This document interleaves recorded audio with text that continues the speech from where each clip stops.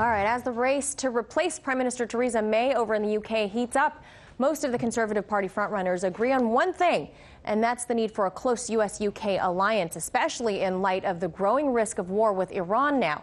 Over the weekend, the UK government and May's potential successors have raced to back the White House's claim that the Iranian government was behind last week's attack on 2 cargo tankers at the Gulf of Oman. But among all of Europe, the UK's Conservatives may be along on this too. Labour Party leader Jeremy Corbyn claimed on Friday there was no credible evidence implicating Iran, and today many of the EU's foreign ministers are taking the pro-Iran side as well. So for more on this, we're being joined now by former UK MP George Galloway.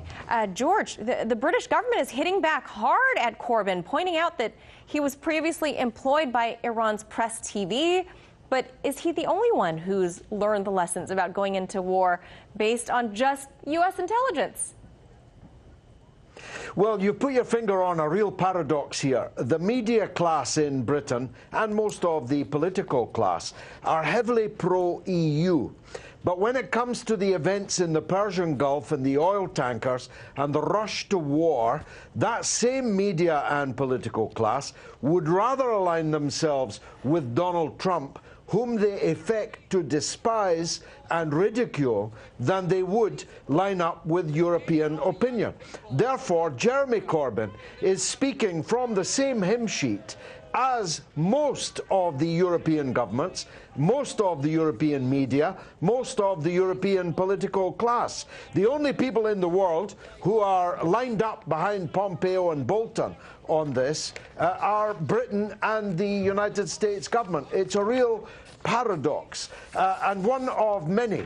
Jeremy Corbyn did what is his duty to do as the leader of the opposition, to ask the pointed question to the government: are you sure?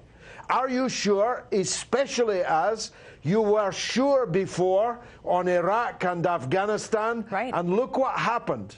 Are you sure this time that Iran was involved in this attack on Japanese assets whilst the Japanese Prime Minister was sat in the President's office in Iran?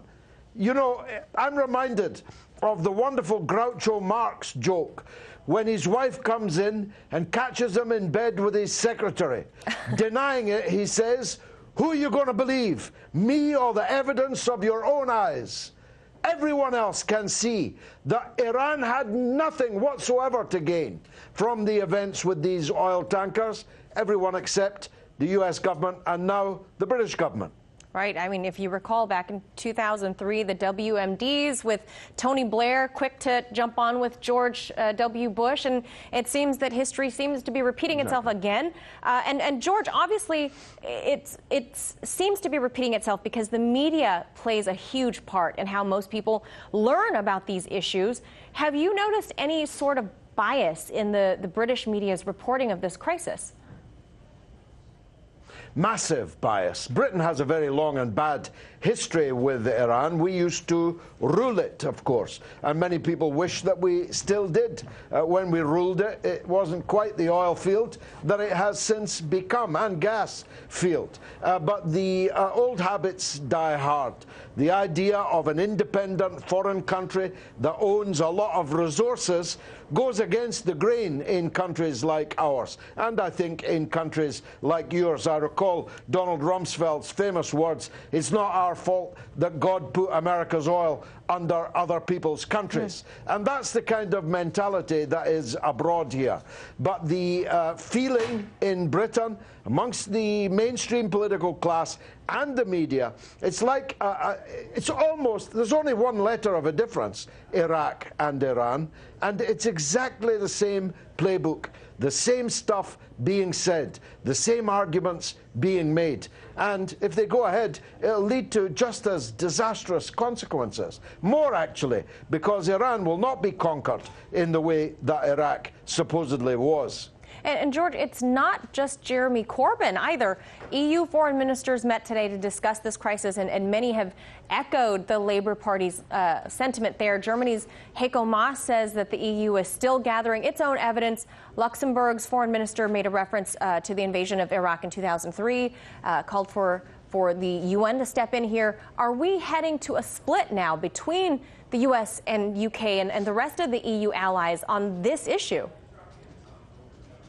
Yes, and this has been developing over a whole range of issues for some time. We've been ourselves discussing it, but it has reached quite a point here that the European Union, the European governments, the political class in European countries simply do not believe the American story on the basis that it would be crazy if true. It would literally be insane for Iran to choose two Japanese assets, one full of Japanese oil, the other owned by Japan, whilst Abe, the Prime Minister of Japan, is sitting trying to get Iran out of a jam in Tehran. And frankly, if you believe that, you'll believe anything. And I've, as I always say, got a bridge here in London. I can sell you going cheap.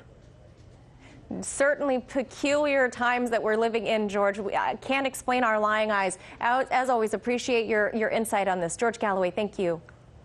Welcome. Hey YouTube, thanks for checking out our channel. We hope you enjoyed the video. We have tons of content for you just like this. For more of RT America's one-of-a-kind news and analysis, be sure to subscribe and never stop questioning more.